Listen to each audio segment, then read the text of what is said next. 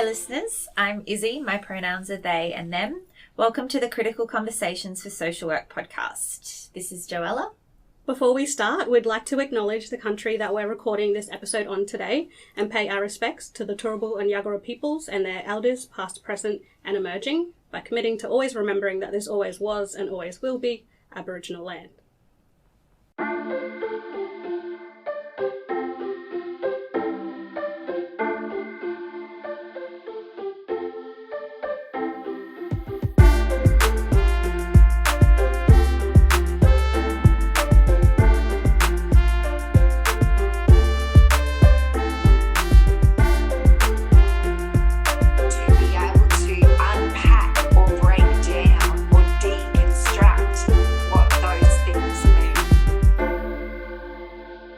Welcome to the Critical Conversations for Social Work podcast.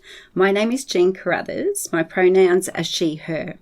Firstly, I would like to acknowledge the First Nations people of this land, the Turrbal and Yagara people, and as the traditional custodians, and recognise the sovereignty of this land was never ceded. I want to also acknowledge any Aboriginal and Torres Strait Islander listeners that are here with us today. Today, we will be exploring pedagogies that seek socially just practice for people, the environment, and non-human animals through ecofeminism and critical animal studies. So this episode is a discussion about the previous episode that we've had with Heather Fraser and our crew member, Georgia. And so we will be exploring ecofeminism and critical animal studies from Heather's perspective and speak to some of the insights that came through that. I'm really excited to be here today with a former QUT student, Madison. So great to have you here, Maddy.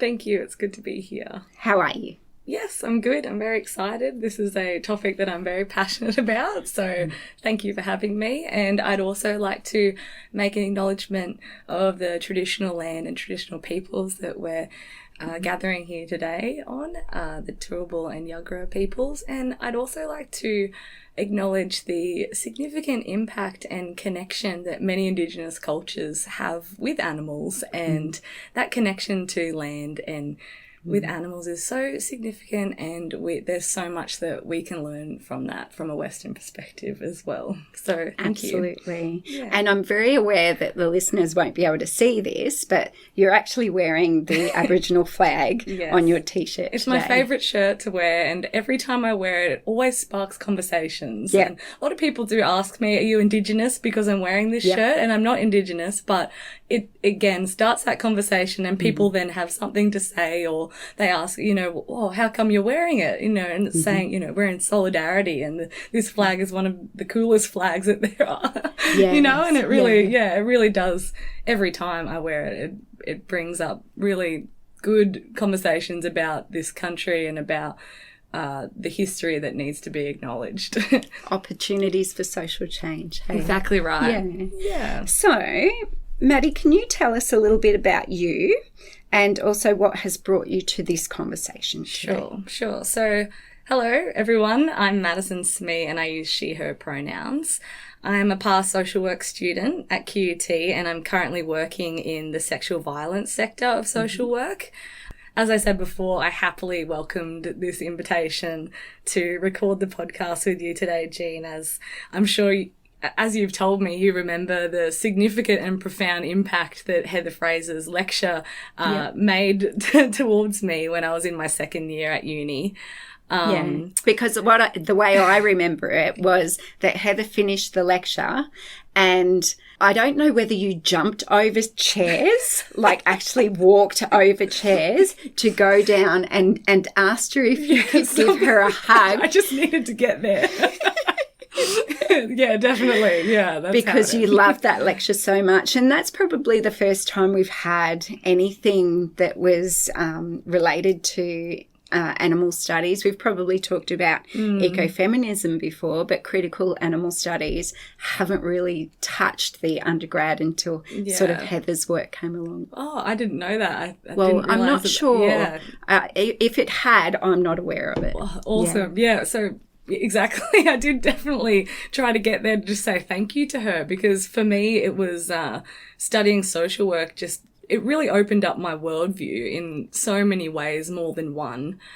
And it was such a journey for me with reflection, empathy, justice, my self-esteem, and being able to critically analyse who I was, how I practiced, what I did in my life, and how I impact others and impact the world around me. So also being a vegan and studying social work, I always found it really peculiar that we were talking about how we can walk alongside vulnerable communities or vulnerable members of our community and our society, but that only extended to humans.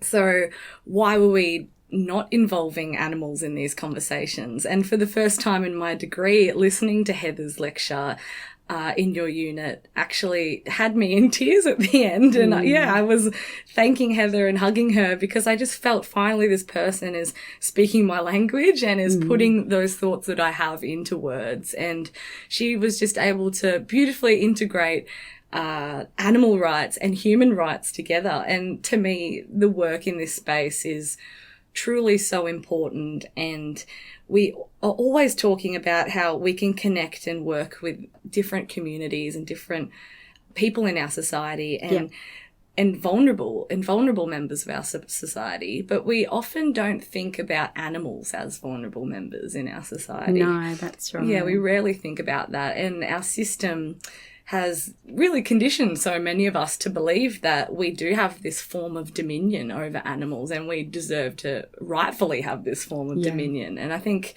Heather was really good at sort of unpacking that in her lecture. And Yeah, absolutely. And what you seem to be speaking to at the moment is that concept of anthropocentrism. Yeah. Yeah, so I've got a bit of a definition here. Sometimes in this podcast we bring definitions. Sure. And so is it okay if I just bring a little bit of that information? Of course, yeah, of course. So anthropocentrism is the implicit assumption that human interests take precedence over those of animals, according to Taylor and Fraser's work, and argue that social work has an ingrained history of anthropocentrism, and these practices are worsening climate change by ignoring the need to value ecological and sustainable knowledge, such as Indigenous knowledge, which has been suppressed around the world. So when we talk about that concept, we're talking about the ways that we are very human-centric, and even our social work practice is human-centric, and critical social work is exploring, or critical pedagogies in social work are exploring the ways that we can educate students and practitioners to look beyond that and recognise that actually we need to do more than that if we're looking from a non-anthropocentric space, a critical space where all species who are marginalised are recognised. Then what you said about veganism poses kind of questions in relation to us as critical social workers. And so it's really interesting, opens up really interesting conversations that can be had. Yeah, it's definitely a really emerging space. And as Heather said towards the end of the recorded podcast, you know, that it is a big paradigm shift is needed, because this isn't something as simple as just saying, hey, let's stop farming, or, you know, let's stop doing one particular thing. You know, it's something that a lot of education is needed about, and to effectively progress with our climate change. Yeah, can you talk a little bit more to that in relation to the links between our human-centric way of living and how that impacts climate change? Like, I know you've got some notes there. Yeah, sure. So as Heather was saying in her podcast, she brings up the importance of eco and green social work. And I think to achieve environmental justice, we really need to recognise, as we hear all through social work, the undeniable effects of our climate changing and global warming. Our environment, it's rapidly changing, and a lot of it is due to animal agriculture. It's often something that's overlooked. Like Heather was saying, you know, she'll go to meetings about environmental or animals, and it'll be at SeaWorld, or that they'll be eating meat on their plate. So, and it's just that one thing that people don't put together. And that's understandable. Why not? Because we live in a system that does stop us from having those really open-minded views on animals, and eating animals. But I guess when you think about animal agriculture, it is culpable for the majority of the Amazon rainforest destruction. It's about 90% of the Amazon rainforest destruction. Factory farms have created over 500 ocean dead zones around the world. The runoff from industry... What's that from, though? How does it, the ocean dead zones? Dead zone. Yeah, so that's from overfishing and just from the impact of the ocean getting warmer too. So so fish are becoming more becoming extinct because it's getting it's a hotter environment. But generally it's the overfishing and it's the mass production taking the ecosystems out of these areas and making them a dead zone. So it brings it into that idea of capitalism and how capitalism and the overconsumption and the overproduction of animals and the ways that need to create profit and to create more money and to create overconsumption. And so we eat more or we celebrate more and so eating is not to do with survival, it's to do with pleasure. Yeah, that's right. And the capitalist market actually benefits from that because lots of money can be made from those sorts of things. However, the animals are suffering and the earth is suffering because of those capitalist constructions. Exactly. And also the workers involved in those practices too. You know, they're being exploited. And I think a lot of the points that I will raise in this talk today is a lot of it does just come back to exploitation for profit. You know, and there's some of the main topics that we learn about in social work and about human rights and social justice is it comes back to people that are being exploited. And I guess that's part of my disclaimer today is that I would just like to say I'm in no way here to push one particular agenda, but I'm here to just use my lens as a vegan and as a social worker to analyse that these social justice issues often relate back to animal rights. And I would like to help try and educate about how important this missing piece is in the puzzle. And it's a growing topic. Veganism is one of the largest lifestyle changes in the world. And I'm just trying to promote what Heather and Georgia have been saying and from that perspective, because it's something that really does need to be recognised in our system. Absolutely. Yeah. What you mentioned about the workers being exploited in this as well. It made me think about what Heather was saying about the abattoir workers. And so they're seen as like really dodgy, sort of violent people. It's easy to actually construct an abattoir worker as being a particular way and being a sort of a person that's not a good person or criminalising them, I suppose you could say. It's like it's socially sanctioned to eat it if it looks like a steak, or to cut it or to do whatever you want with it, marinate it, whatever it is.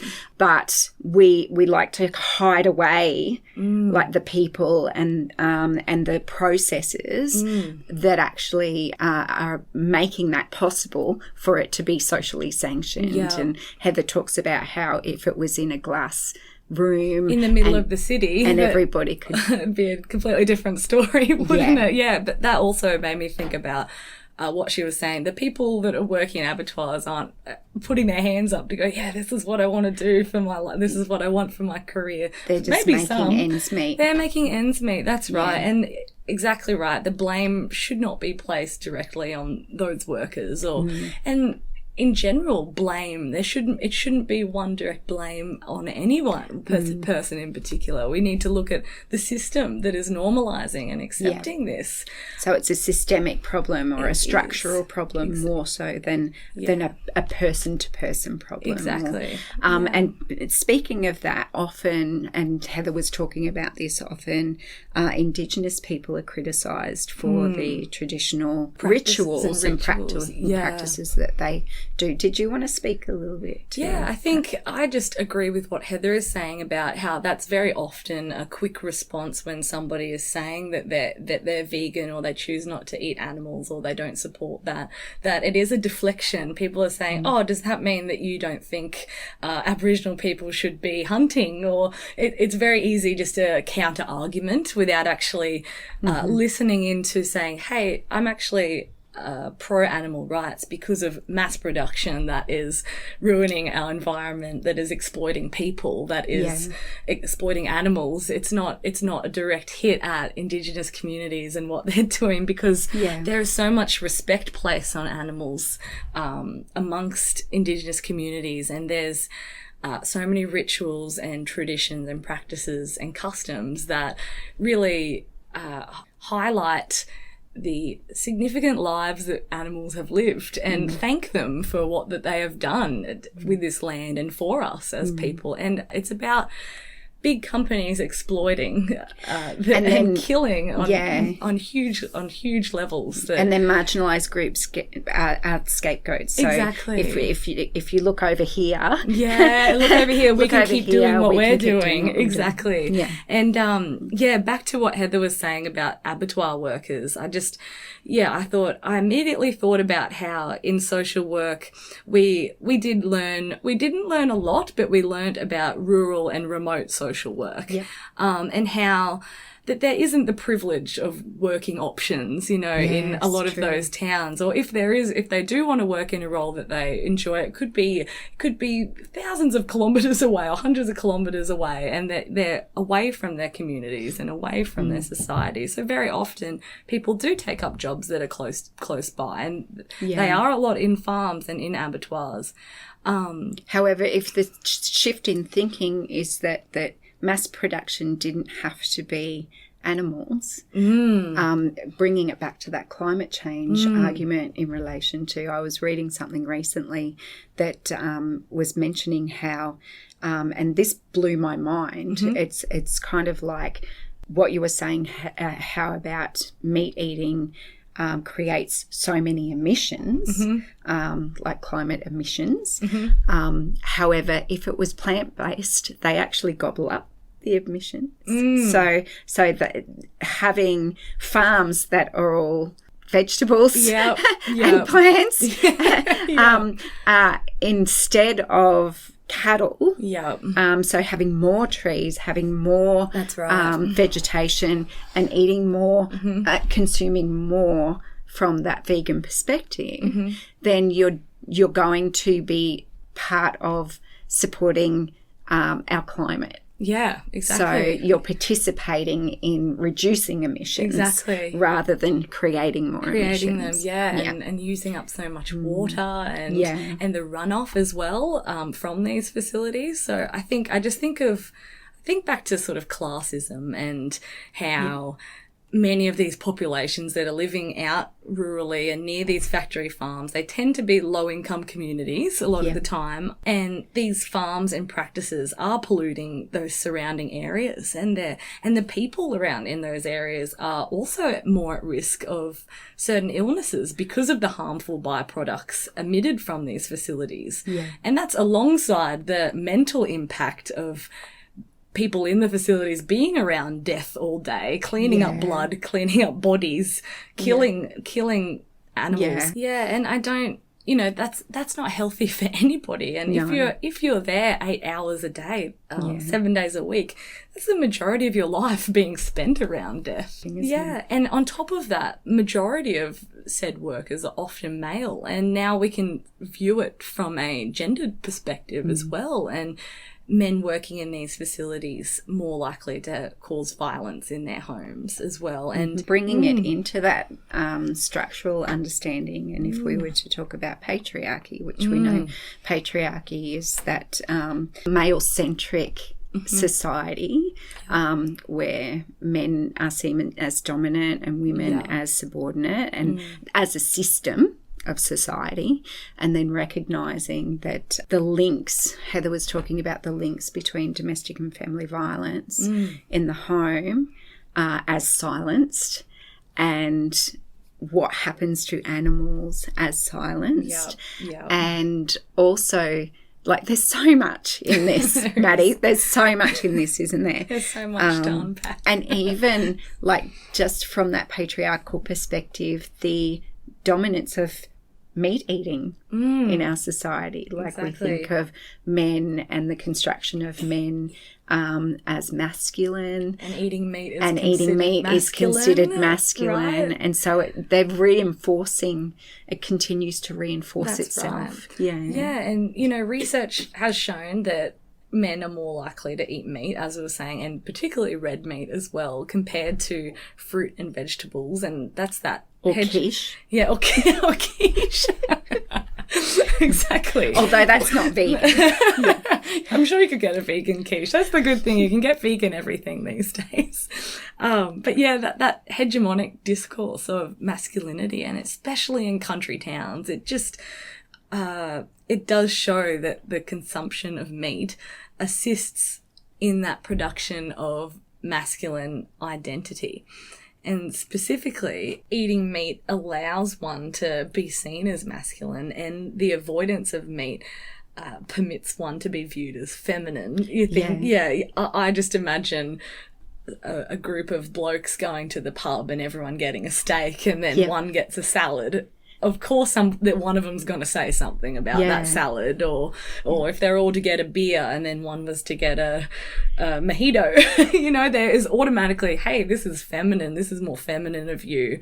I have a right to bully you or to say something about that. Yeah. And it's a really narrow depiction of this narrow depiction of gender pushes alternative masculinities and that unique eating habits to the sideline, and it ignores the agency that individuals possess when they're deciding their own fate of their perceived gender as well.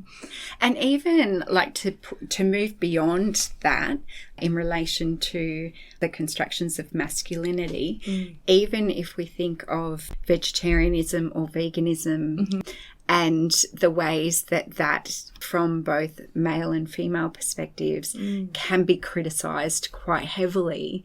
I remember going to a conference, and at this conference there was the intention from the conference, the opposite of what Heather was saying. Right.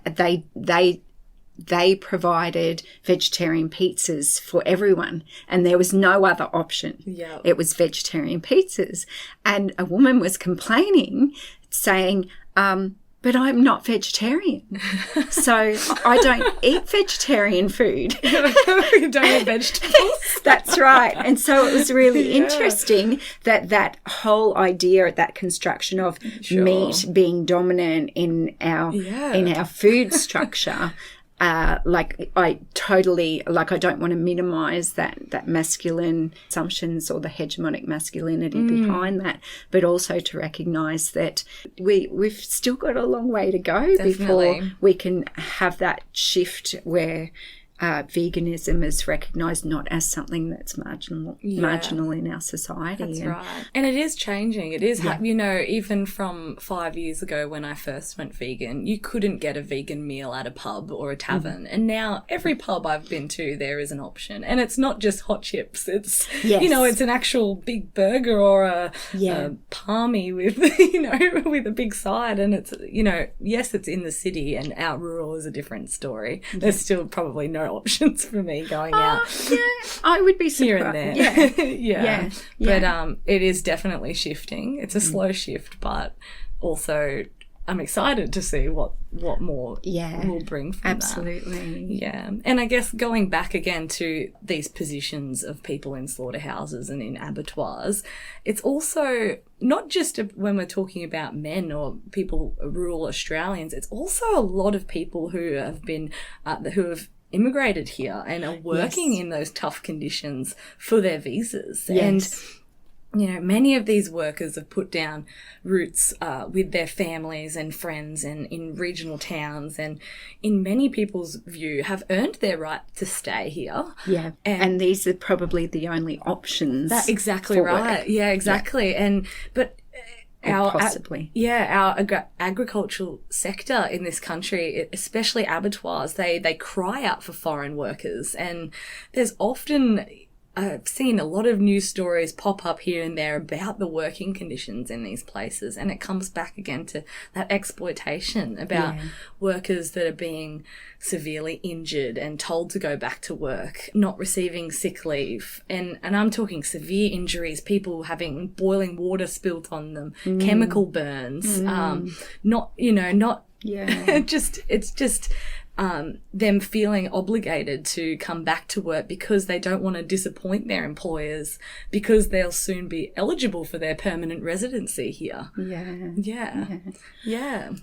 I wanted to touch on, because like we've talked about a lot of stuff in relation to the ways that climate change has impacted and the ways that the conversations around meat eating and stuff like that. And I'm wondering if I wanted to bring it back to social work a little bit in relation to, and not to say that this isn't, because it's about human rights of course. And it's about animal rights and the connection between animal rights and human rights, which is so important. About the animal assisted and what that actually means to social work.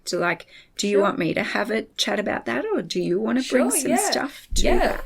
If you'd like to talk about what you've got, and I can sort of come in from my perspective as well with what I think. Absolutely. So when we talk about animal assisted therapy, it's where animals are used to support people in the human services sector if they, for example, might be socially isolated, often for children who have experienced trauma, adults, and around issues of mental health or disability and things like that. And so often animals are used as a comforting a comforting companion for people in those situations. And sometimes animals are trained intentionally for those purposes, in the same way that animals would be trained to work with blind people, for example, and those sorts of things. And so that's kind of a real growing thing in social work. Like Heather talks about,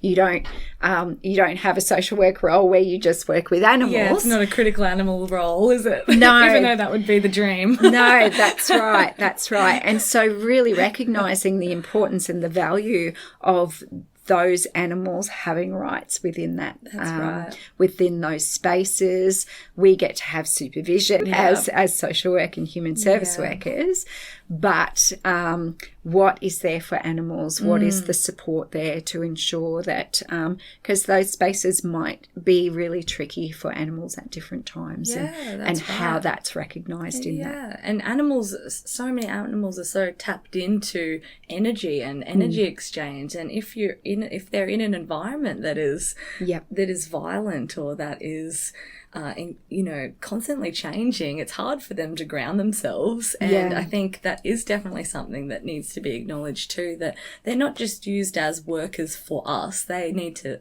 still have their own autonomy to do things as an animal as well. I think critical animal studies is really important to that education. For us to have that education. And as Heather was saying too, that it is emerging in some social work practices, and it's just about little things that workers are doing that rather, like, for example, it might be somebody in casework and they might suggest to the service user, hey, let's go outside and feed some ducks whilst we're talking today, or how about I bring my dog into the office today, or just trying to integrate animals into everyday practices to normalise it. And I think that's also something that could be in schools, in education systems. I know some schools have their own sort of farming subjects, and they learn about farming and they have animals like cows and pigs at schools. But how about we just have animals at schools and just have, a topic about relating to animals and connecting with them? It doesn't have to be, hey, how do we use these animals so we can profit from them? Just more about how can we learn from these animals, about what they're doing, about how when they're stressed, they go and sit out in the sun and just lie down. Absolutely. Why don't we learn from that as well? I think that just needs to be really normalised more in our society.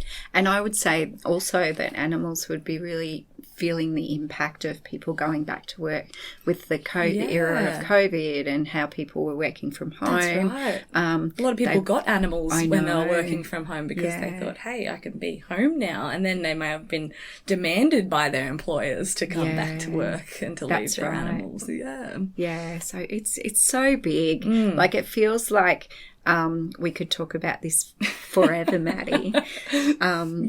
Just a couple of things I wanted to touch on, and that was around the ideas of domestic and family violence and how animals are often harmed in those processes. Like, we think about how children are impacted by domestic and family violence in the home, and that extends to animals, and often that can look like sort of violence actually happening to the animals.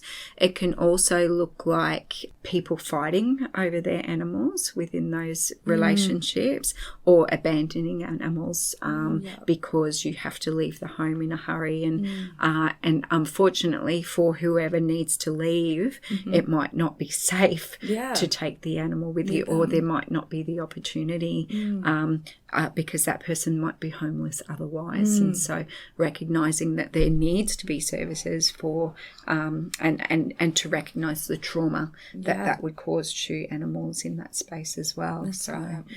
And how ecofeminism and green social work kind of goes a long way to recognising the ways that the earth is impacted and the sort of our surrounding areas in relation to the interconnection between women and the environment.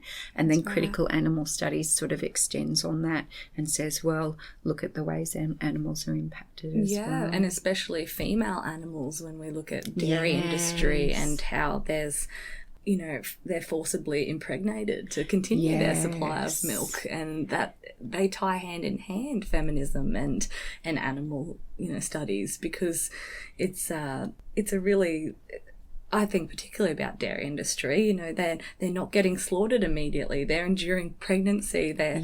And then when they have their baby, it gets stripped away from them. And if it's a male baby, it gets slaughtered. And if it's a female baby, it gets put straight back into this system. You know, so I think, it is...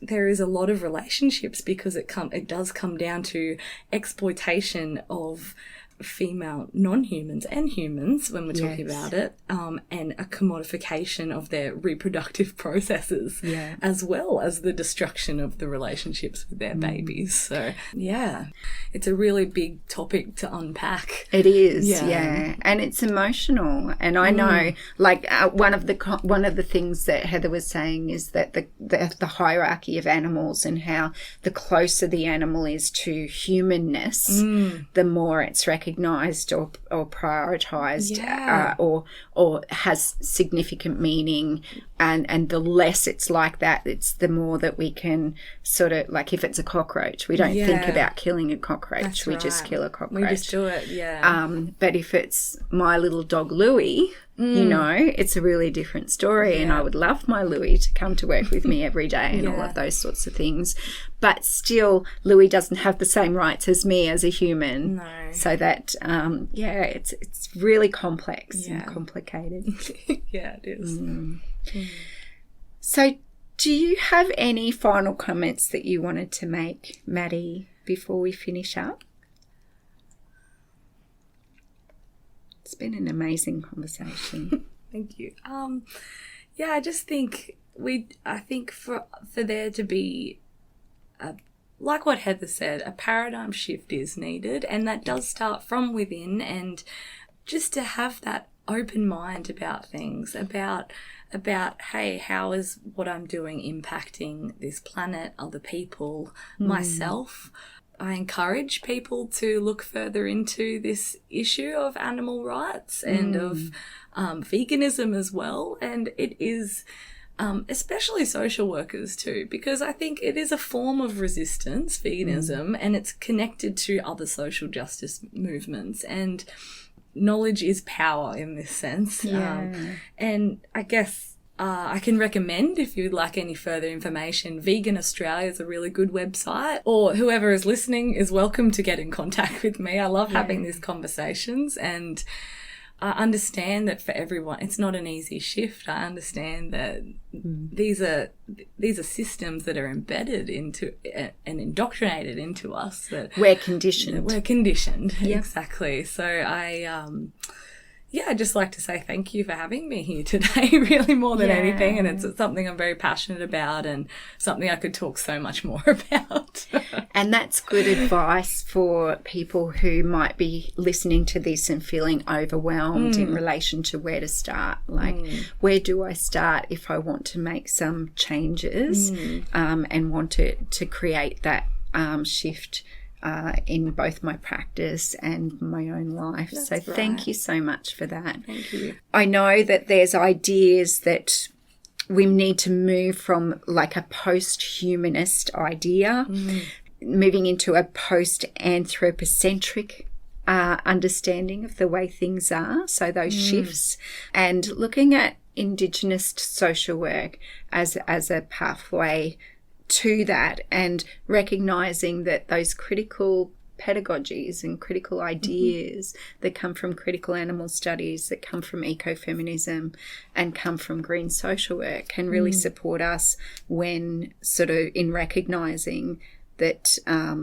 more centrally the marginalisation of species is according to that dominance of capitalism and patriarchy that we've talked about here. So thank you so much, Maddy. That's okay. Thank you for coming and talking. A lot to think about, and I've learnt a lot along the way as well. And really appreciate your time. Oh, that's okay. Thanks for having me. You're very welcome. And bye for now. Bye.